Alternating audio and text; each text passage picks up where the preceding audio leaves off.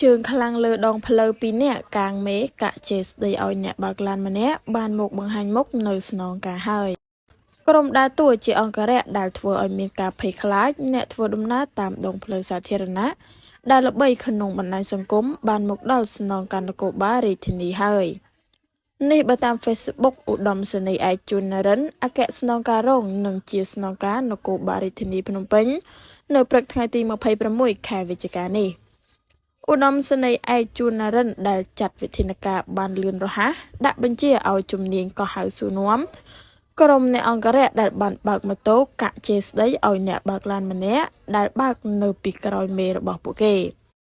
ទង្វើតាមដងផ្លូវសាធារណៈនេះបានធ្វើឲ្យសាធារណជនមិនអាចទទួល ឧត្តមសេនីយ៍ឯកជួននរិនបានគូសបញ្ជាក់បន្ថែមថា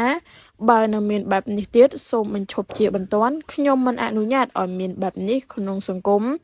ដែលប្រជាជនយើងស្អប់ខ្ពើមនោះទៀតទេ